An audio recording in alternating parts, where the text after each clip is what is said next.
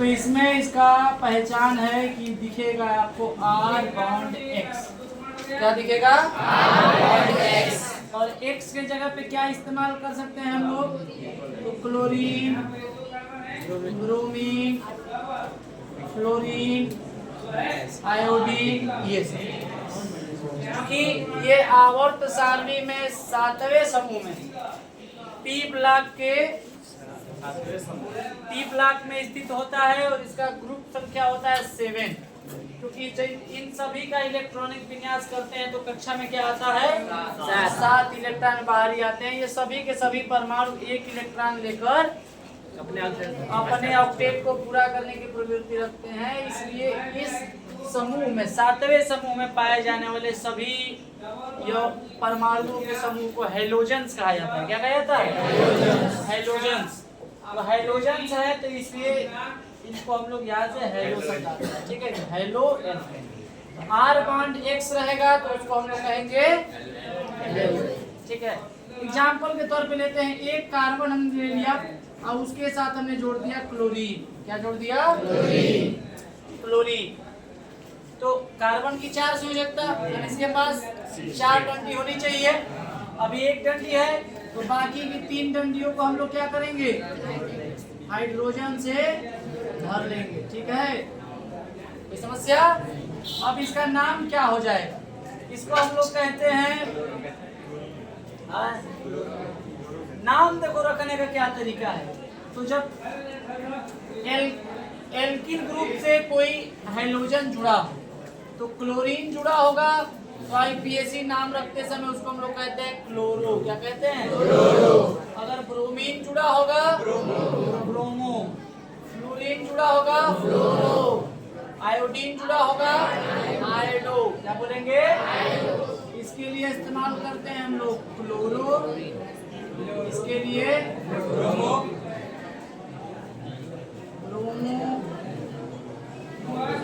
फ्लोरो, और इसको बोलते हैं दूर लिख दीजिए, क्लोरो ना आयोडो।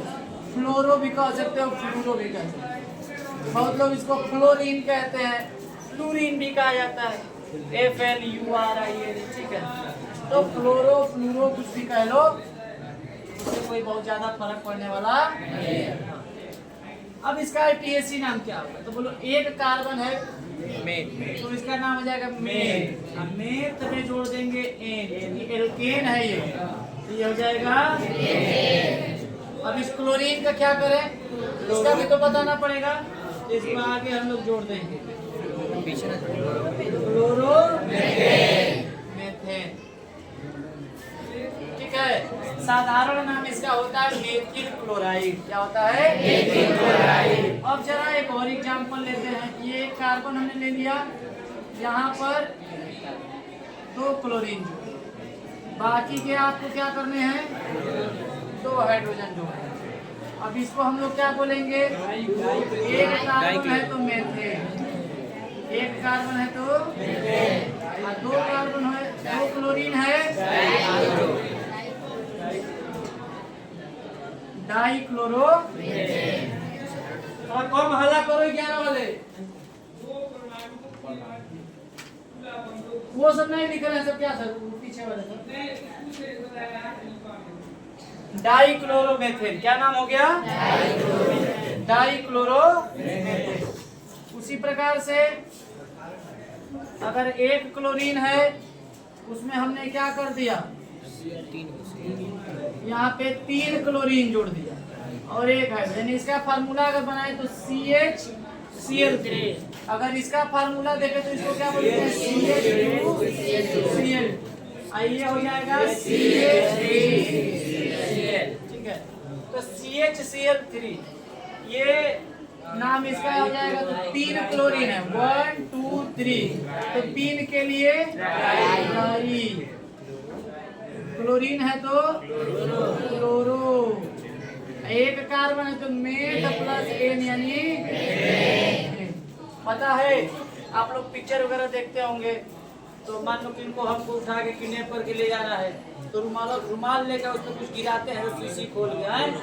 ठीक है, तो शीशी खोल के गिराते हैं सब, फिर सूंघ के चेक करते हैं जबकि हो रहा है कि नहीं, काम कर रहा है कि नहीं, पहले सूंघा खुदे पे हो से। ठीक है, तो उसको अगर आप सूंघा दें इस वाले चीज को, लाफिंग गैस होता है। नहीं इस वाले चीज को सूंघा दें तो वो निश्चेतक का कार्य करता है, आपकी चेतना को कायम कर देगा, आप बेहोश हो जाएंगे।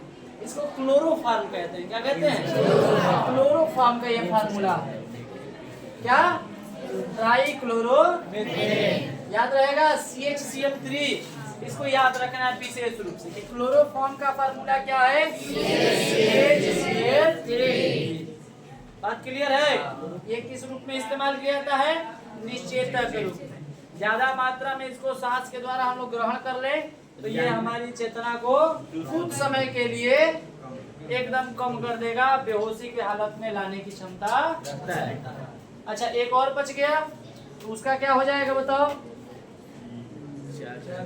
4 कार्बन ले लिया, CCl4, यहाँ भी क्लोरीन, यहाँ भी क्लोरीन, यहाँ भी क्लोरीन, यहाँ भी।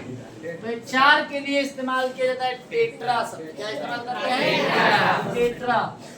तो ये हो जाएगा टेट्रा क्लोरो मीथेन।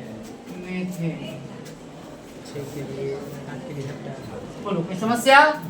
तो एक कार्बन है तो क्लोरोमीथेन, 2 कार्बन है डाइक्लोरोमीथेन, 3 उल्टा बोल दिया हम। 1 क्लोरीन है तो क्लोरोमीथेन, 2 क्लोरीन है डाइक्लोरोमीथेन, 3 क्लोरीन है ट्राइक्लोरोमीथेन और 4 क्लोरीन है तो टेट्राक्लोरोमीथेन। ये IPSC नाम आपके परीक्षा में आ सकते हैं। ठीक है, फिर थोड़ा सा और आगे देख लिया जाए, इसमें वेरिएशन ले आके। अब हम लोग 2 कार्बन की श्रृंखला लेते हैं। अब 1 क्लोरीन यहाँ जोड़ दिए, बाकी की संयोजकता को हमने किससे भर दिया? हाइड्रोजन से भर दिया। अब इसका नाम लिखना है, क्या लिखें?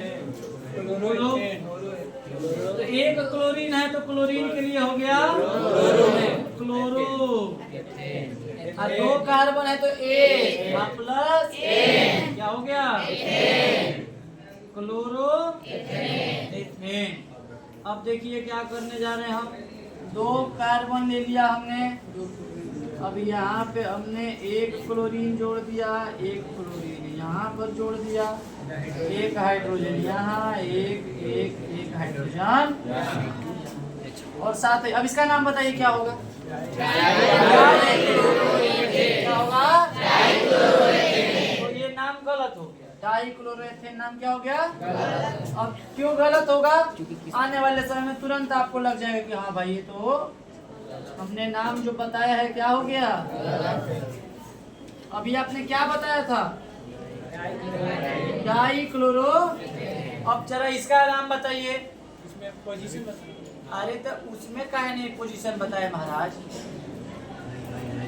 इसमें भी तो 2 क्लोरीन है, सिंपल नियम लगाए, 2 क्लोरीन डाइक्लोरो, 2 कार्बन तो A, तो 2 क्लोरो डाइक्लोरो, दोनों सेम नाम हो जाएगा। एक 2 ये कह रहा लड़का 1 क्लोरोएथेन, इसका 1 2 क्लोरोएथेन, तो 1 क्लोरोएथेन क्या? हाँ, तो हम लोग बताएंगे कि यहाँ 2 क्लोरीन है तो लिखेंगे डाइक्लोरो। क्या लिखेंगे? डाइक्लोरो। अब कोई पूछेगा कि महाराज बताओ कि 2 क्लोरीन कहाँ है, तो हमने इसको 1 नंबर मान लिया और इसको बोलेंगे कि डाइक्लोरो में पहला वाला जो क्लोरीन है पहला कार्बन से है और दूसरा वाला भी पहला कार्बन से, तो लिखेंगे 1 डाइक्लोरो। अब 2 कार्बन की श्रृंखला रहती है तो उसको हम लोग कहते हैं एथेन, तो नाम हो गया डाइक्लोरो। उसी प्रकार से इसमें भी कहेंगे डाइक्लोरो, क्या बोलेंगे? क्योंकि 2 क्लोरीन है तो डाइक्लोरो, लेकिन फिर बताएंगे कि जो डाइक्लोरो में 2 क्लोरीन समूह जुड़े हैं वो कहाँ जुड़े हैं, तो हम कहेंगे कि एक नंबर वाला पे है तो यानी कि लिखेंगे 1 2 डाइक्लोरो। बताओ क्या आप खुद पकड़ पाओगे कि हाँ भाई हमसे नाम गलती हो गया था? आगे चल के नाम पकड़ने की, गलत पकड़ने की कैसे संभावना है? कैसे पकड़ा जाएगा कि हमने नाम गलत बता दिया? तो अगर हम आपको बोल दें कि लिखो 1,2 डाइक्लोरोएथेन का संरचना बनाओ। हमने बोल दिया नहीं, गलत नाम का नाम हम लोग बताएं, गलत तो पकड़ना है। आप बोलेंगे डाइक्लोरोएथेन का संरचना बनाओ। हमने क्या दे दिया? डाइक्लोरोएथेन का संरचना बनाओ। तो यहाँ पर 2 कार्बन तो आपने ले लिया, चूंकि एथेन है। अब डाइक्लोरो तो 2 क्लोरीन है। अब आपके मन में प्रश्न उठेगा कि नहीं कि क्लोरीन यहाँ जोड़े कि यहाँ जोड़े कि दोनों यहाँ जोड़े? उठेगा ना। जैसे ही प्रश्न उठ गया, आपका वो नाम क्या है? गलत है, क्योंकि एक नाम केवल एक संरचना को रिप्रेजेंट करता है और एक संरचना केवल यही तो खासियत है IUPAC नोमेनक्लेचर का। नामकरण की ऐसी पद्धति है जिसमें कम से कम लाखों की संख्या में यौगिक भी होंगे, तो भी प्रत्येक का एक अलग और यूनिक नाम हम लोग यहाँ से ये उतार लीजिए आप लोग, फिर आगे का कार्यक्रम। एक नाम आया है 2023 में, जो अभी हम लोग पढ़े हैं, H1C बॉन्ड, यहाँ पे क्लोरीन समूह, यहाँ पे आयोडीन और यहाँ पर ब्रोमीन। इसका नाम कौन बताएगा? ये 2023 में आया हुआ प्रश्न है, इसका IUPAC नाम बताना है। 1 bromo iodo chloro methane. 1 chloro 1 bromo 1 iodo methane, ये आपके सीरीज में लिखा है। ये सीरीज में नाम लिखा है 1 क्लोरो 1 ब्रोमो 1 आयोडो, लेकिन हम कहीं गलत छाप दिया है। ठीक है, 1 बताने का यहाँ कोई औचित्य नहीं, ये कहीं कार्बन है तो उसी से ना जाके जुड़ेगा क्लोरो ब्रोमो। हाँ जी, तो इसको हम लोग बोलेंगे क्लोरो। तो क्लोरो का अंग्रेजी में C होता है, तो उसके पहले B आएगा, ब्रोमो, क्लोरो, आयोडो, मेथेन। समझ रहा है? Bromo, chloro, AIDO iodo, methane. तो ये देखो यहाँ पे BCI, इसको अल्फाबेटिकल क्रम में, क्योंकि आप लोग का जो माध्यम है हिंदी में नाम आएगा, तो आपके लिए अंग्रेजी का कोई फिलहाल नाम में, लेकिन ये IUPAC नामकरण की पद्धति का एक नियम होता है कि अगर बहुत सारे ब्रांच में बहुत सारे शाखाएं जुड़ी हो या बहुत सारे क्रियात्मक समूह हो, तो उनको हम लोग किस क्रम में लिखते हैं? अल्फाबेटिकल क्रम में लिखते हैं। इसको भी उतार लीजिए आप, ठीक है? इस किताब में दिया 1 ब्रोमो 1 क्लोरो 1 आयोडो मेथेन, लिख भी दोगे तो गलत नहीं होगा, लेकिन सही नाम। यहाँ क्लोरीन जोड़ो, यहाँ क्लोरीन जोड़ो, पोजीशन बताना। प्रोपेन 1 2 3 ट्राई क्लोरीन है, क्लोरो ट्राई क्लोरो प्रोपेन। क्या तीनों क्लोरीन एक जगह है? नहीं। 1 2 3 ट्राई क्लोरो प्रोपेन। अलग अलग हुआ तो BIC ब्रोमीन और आयोडो। हाँ, अगर उसमें होगा आगे पीछे तो उसमें नंबरिंग से नहीं देखना है हम लोग, उसमें अल्फाबेटिकल हम लोग ऑर्डर को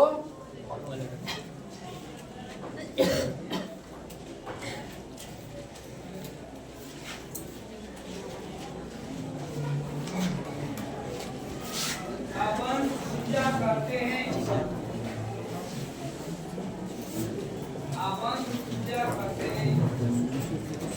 ये केमीन हो जाएगा, फिर एक मेथेनामाइड है, फिर एक टेस्टर, यही मशीन हो जाएगा। आज इनको निपटा देंगे, कल से हम लोग मिसलेनियस वाला प्रैक्टिस करेंगे।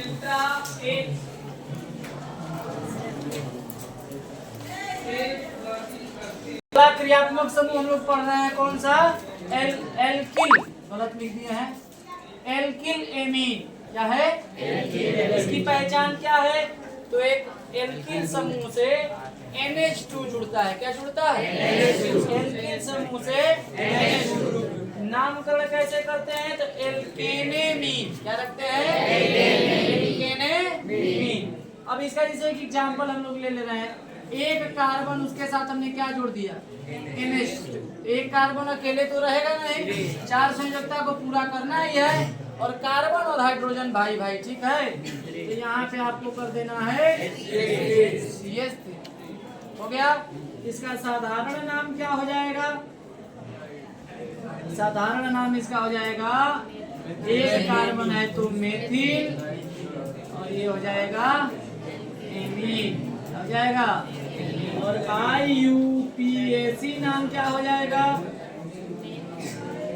एल्क के जगह पे जोड़ देना है, एक कार्बन है तो मेथ, तो नाम सेट करो, मेथेनेमीन।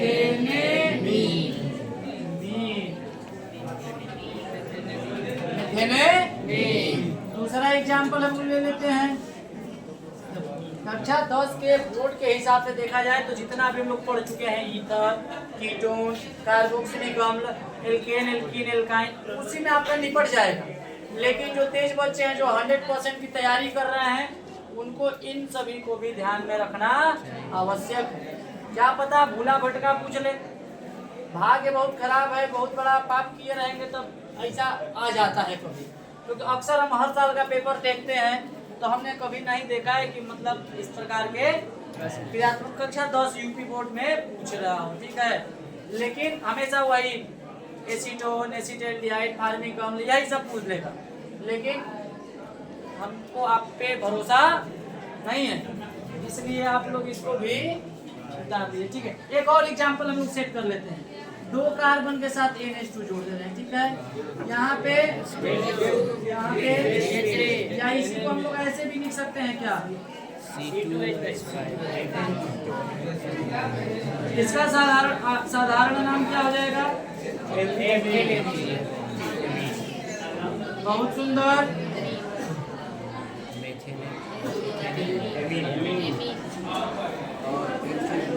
और इसका IUPAC नाम क्या हो जाएगा, एथेनेमीन।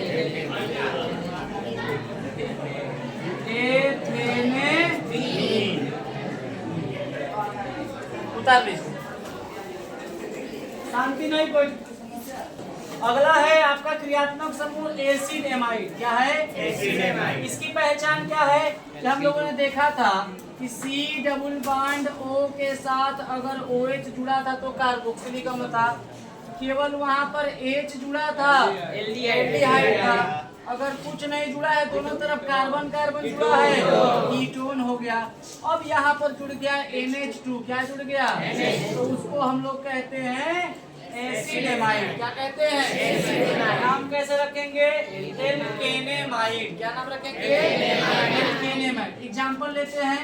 अब चूंकि यहाँ पर एक ऑलरेडी कार्बन है तो यहाँ पर कार्बन जोड़ना आवश्यक है नहीं, केवल हाइड्रोजन से भी कार्यक्रम शुरू हो सकता है। तो यहाँ पे C double bond O bond NH2 हो गया, और यहाँ पर हमने जोड़ दिया यानी कि इसको हम लोग कैसे लिख सकते हैं, HCO NH2 लिख सकते हैं। साधारण नाम में इसको हम लोग कहते हैं फॉर्मेमाइड। क्या कहते हैं, फॉर्मेमाइड। और IPAC नाम इसका रखना है एल्केनेमाइड। तो एक कार्बन है तो मेथेनेमाइड। अब देख, अगला 2 कार्बन ले रहे हैं तो एक तो ऑलरेडी यहाँ पर C double bond O bond NH2 है ही, यहाँ पर क्या आ गया, HCH3 आ गया, ठीक है। साधारण नाम में 2 कार्बन वाला में देखो CH3 C डबल था तो एसिटिक हो गया, CH3 CHO था तो एसिटल्डिहाइड हो गया। यानी 2 कार्बन वाले के साधारण नाम में लगभग एसिड शब्द का इस्तेमाल होता है ना जी। तो इसको हम लोग लगा देंगे एसिटेमाइड। और IPAC नाम क्या हो जाएगा, 2 कार्बन तो एक, ये हो जाएगा एथेनेमाइड।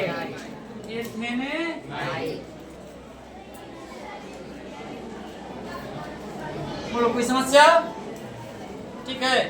तो प्रैक्टिस करो, ठीक है, बार बार इसका रिवीजन करो ताकि ये आप लोग इसके क्या हो जाए, हैबिचुअल हो जाए एकदम नाम का क्रियात्मक समूह। ठीक है, आज के लिए इतना ही, ठीक है। जाके रिवाइज कीजिएगा, कल हम लोग पढ़ेंगे एस्टर के बारे में और एक नाइट्राइल ग्रुप पूछ गया। और लंबी लंबी कार्बन श्रृंखला में जब बहुत सारी शाखाएं रहेंगी तब हम लोग उसका नामकरण करेंगे, ठीक है।